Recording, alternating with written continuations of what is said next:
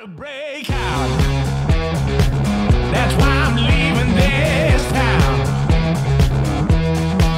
They always say things are getting better, not when or how. G'day everyone, Brendan the Blind Guy here on this lovely, bloody, beautiful Australia Day. Today, get ready to break out and shake that thing as you sail with me down to Trouble's door, because I am chatting to the blues rock groovin' legend himself, Ash Grunwald. How are you, Ash? Good, bro. How you going? Yeah, not too bad. Can't complain on this lovely Australia Day. So, what does Australia Day mean to you, Ash? Oh, well, it's actually a bit of a complex day, especially at the moment when we've got this discussion of whether the date should be changed because it's the invasion day for Aboriginal people. So I think my view on that is that I think it probably should be changed because it sort of commemorates. It's a weird day for Aboriginal people because it's got to commemorate the invasion. So it's a very complex day, but I think we should have a day that we all celebrate together and celebrate what this nation is and can be going forward. Well, yeah, for me, like, I don't care that it's the date that, you know, the Caucasian people took over the country. For me, it's just a day to celebrate Australia and everything we've got. Not, you know, so maybe just change the day, you know, maybe to tomorrow. And so then it's like, well, it's just a day to celebrate the, you know, our nation.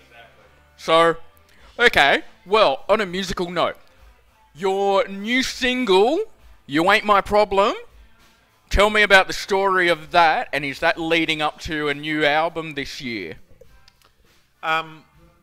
Well, I was doing a blues song, a breakup song, so hopefully it's not leading up to a breakup because I'm married with 2 kids. But I'm pretty happy with... sometimes when you do a blues song, for me, what I aim for is to do something that works as a blues song and works with really simple lyrics, but I'm trying to put it something well and communicate something, and I feel happy with that one, that I did do that. So, yeah, I'm pretty happy with that song. But, yeah, we'll probably release an album midway through the year. I want to write one more real keeper, cracker, catchy single. Like Breakout, personally. When I listen to Breakout, I can't help it but really shake that thing. Yeah, well, you know, Shake is another example. Breakout, you know, I like to go for those up-tempo ones as singles. I very rarely released a down-tempo single, but maybe I should sometime. Oh, yeah, try something new, but then people might go, this isn't Ash. Yeah. So... Well, okay. So, you've been smashing the ARIA charts, you know, with 8 albums since 2002, and, you know, 5 ARIA nominations, which is pretty damn amazing, and so many sold-out national tours. How do you think, personally, how would you say your sound has progressed from '02 to now with your new single? Well, it was very much an acoustic blues thing to start with, and I've gone through a lot of different incarnations of band lineups, and now I tend to do them all at the same time. Like, I just got booked yesterday for Blues on Broadbeach, and I'm going to do like a 15-piece band or something like that, you know, like... Sorry, because I did that at Byron Bay Blues Fest, where it just had...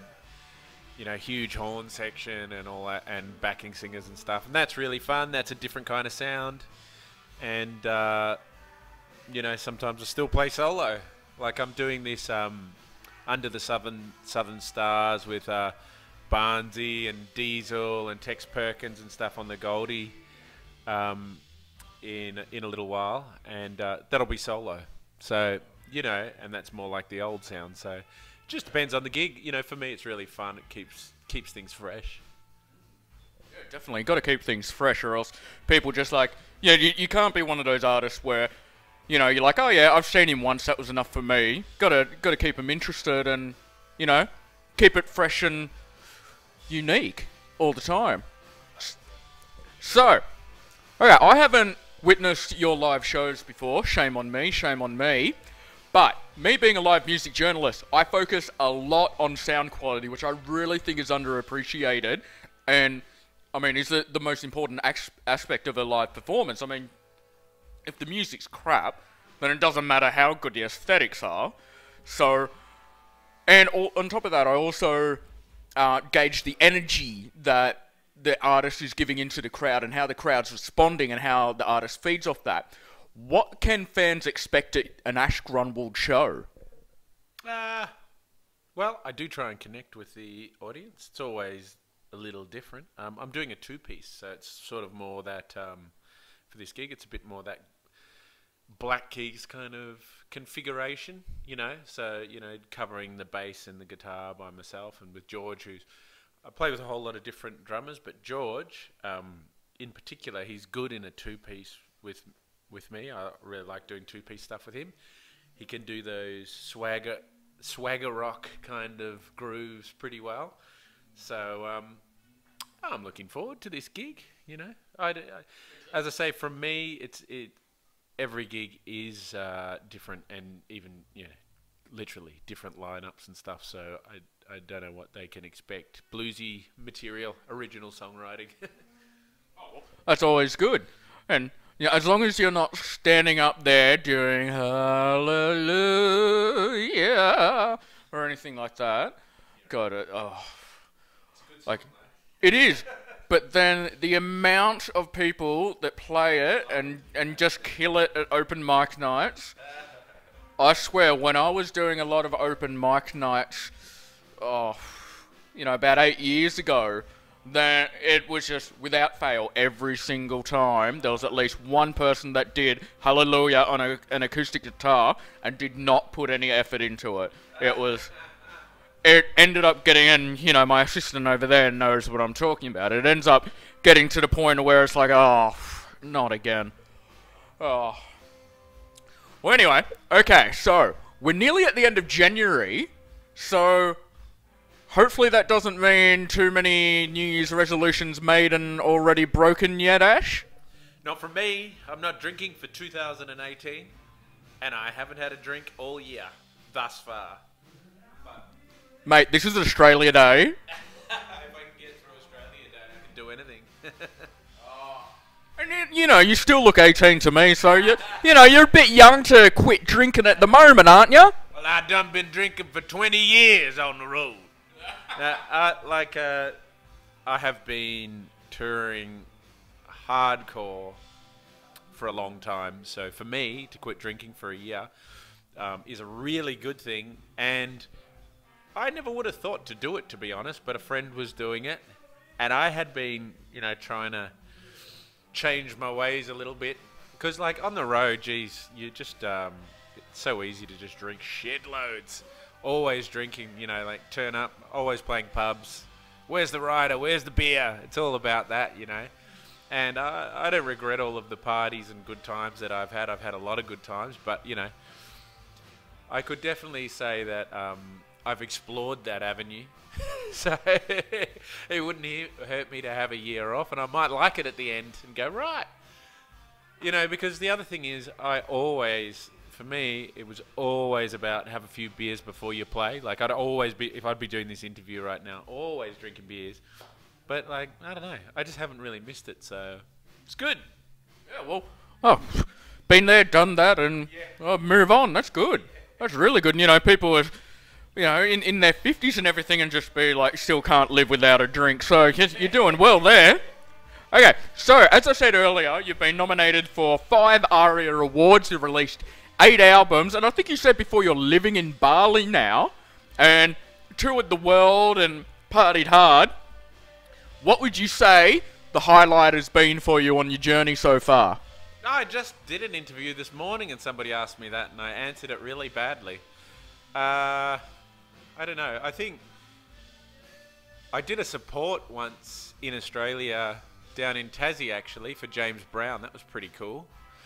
That's a bit of a career highlight. He's a huge hero of mine. And just, I must say, it's pretty simple. It's like the biggest gigs that I've played have been my highlight. Simple stats. I never have played to a big enough audience that it's like, makes no difference. Like apparently over 20,000 or something. If it's 100,000, you don't notice as much, but 30,000 is the most I've ever played to, but that was pretty exciting. I also did the Jack Johnson supports one year, and yeah, that was one of those gigs. The Sydney one was almost to 20,000 people. That was pretty cool too. But I've had, playing blues music. My God, I never thought for a second that I'd do any of these things. It wasn't really my plan, because who would have thought, And getting played on Triple J all the time and stuff like that. Like, being a blues player, I never had any hope of that. So I've been very fortunate. Yeah, you bring it into a universally loved, modern light. So what was the plan before blues rock? Well, my ambition was to be a professional musician at any costs. Like, not to be famous or like to play on huge stages or anything like that. It was just like, if I was just wheeling my PA into the corner of a TAB room and was able to do that and not work a day job and live that. Well, that is the dream, yeah. That was my dream. So I was living my dream long before anyone knew my name. So I was stoked already. And that's all I ever hoped for. And honestly, since then, everything's just been icing on the cake, really. So. Oh, good stuff. And yeah, that gig with James Brown would have been incredible. What you said, nearly 30,000 people or so? Oh, no, not at the James Brown gig. Oh. No, different. That was a different gig. That was a big one. That was the biggest one I've played to. Oh, okay. My bad. Maybe the Coke Zero's starting to get to me and, starting to... Anyway, it's been a long day. So, on the flip side, now I've got to ask... being blues kind of roots, grooving stuff that's, not the doof, big booty babes in the club kind of pop music or the, oh no, I just broke up with my boyfriend, I'm so sad. That everyone, well not everyone, but, is dominating the radio at the moment. So it must have been quite hard for you to break into the mainstream part. And, you said you're married and have 2 kids. What's been the biggest challenge for you on your career so far? Wow, that question just went everywhere. I know, as I said, it's been a long day. Give me a break. My second interview for today, so I'm a little bit like, who am I interviewing again? No. So, what do you... Biggest challenge, with everything, and biggest challenge and how you've overcome it. That was so much easier to say than the shit I was rambling on about, wasn't it? Biggest challenge? I don't know. Like, it was probably... I don't know. I think, every step of my career I've had to work really hard at it. But it's just all been enjoyable. And I've had quite a long career. So, there's a lot of hard work that goes into it, but I mean, I'm not asking anyone to feel sorry for me. Like, we live in Bali now, so I flew in yesterday and then drove to a gig, arrived, got the car, picked everybody up, drove to a gig in Albury, did that gig, drove, got to bed at 4 in the morning in Goulburn, then got up and came here. The travelling is quite a lot. And there was a time, I think it was last year or the year before, actually, I was going to Canada a lot, and I was going to places like Nova Scotia and Winnipeg and I don't know, for some reason, and I didn't have heaps of money to just fly straight there, so I had to get a cheaper flight, so it would be 4 flights to get there, to be end up being 40 hours of travel before you got to your destination. The one in Nova Scotia, I did the 40 hours travel, was there for 2 days, did 2 gigs, a small club gig, then the festival I was there for, jumped on a plane, did that 40 hours back again, so that's 80, and then did 10 days in Oz, did a festival, and then went back to Canada again. So it's clocking up well over hundreds of hours of travel in very short amounts of time. So I think if you weren't used to it, that could send somebody crazy, I reckon. But I'm a pretty relaxed traveller. So anyway, I'm not asking anyone to feel sorry. Okay, now you're starting to ramble on about it. But I'll tell you, that driving, at 4 o'clock in the morning from Albury, tell you what, if I was driving like that, it would bloody kill me. For more than one reasons, as, my viewers know. Well, to be fair, people, I have not lost my license yet. So, when as long as I got someone there to tell me whether the light's red or green, I'm all good. So, okay, moving on. I love asking this question to artists because I get some really classic answers from this. Okay, what's the most hilarious what the fuck moment on your career you can think of? I cannot think of anything. Do people think of something straight away when you say that? Well, it's funny, the artist I was interviewing this morning, it was straight away, yep, I know the one. And Really? yeah, and the Coronas, yeah, an Irish band, they thought of it even before I finished saying it. So, well, the Coronas, when they were doing signing in Dublin at a record store, this mad fan came up with a pair of scissors and cut a lock of the bassist's hair and just bawling her eyes out like, oh my god, I got a lock of his hair. And apparently she emailed the manager and be like, oh my god, I got a lock of his hair, I sleep with it under my pillow every night. And the band are just like, okay.